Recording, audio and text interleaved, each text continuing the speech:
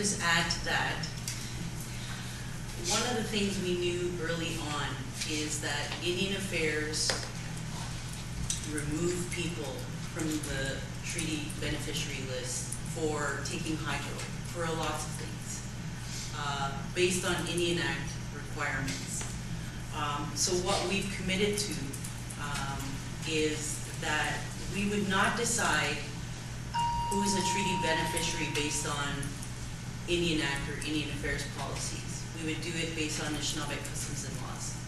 So the leadership, with the direction of the elders, have put aside a certain portion of the work on getting our beneficiaries back to where they should be. And then there's a second phase. So let's say Chagin. At one time, Chagin was 75% Robinson Huron.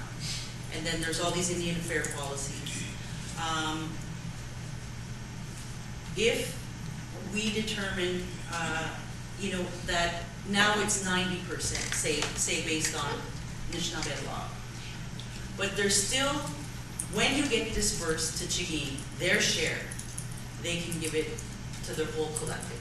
And that's nobody else's business. So there's two things that we're focused on.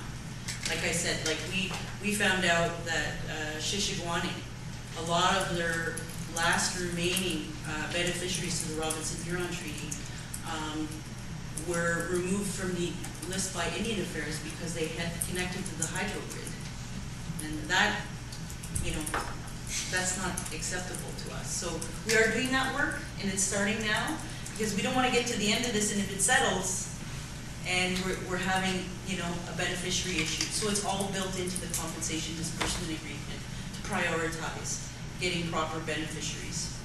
What about the communities that lost their status as First Nations community, like that Sucker Lake community, Mapichawon? Was that ever considered?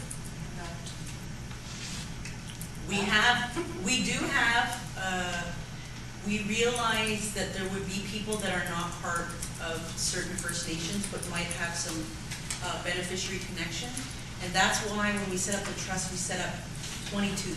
There's the 21 First Nation, and there's one that represents those that may not be part of our 21 First Nation, even if we reconstituted our nations.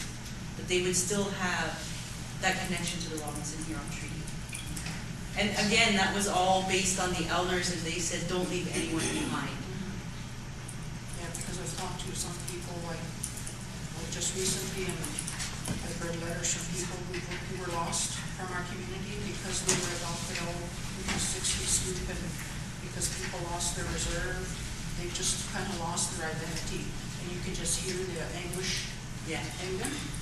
So those are the people that I think, when I refer to educating our youth, maybe they're not youth, but for them to have that pride in themselves because they're very lost people.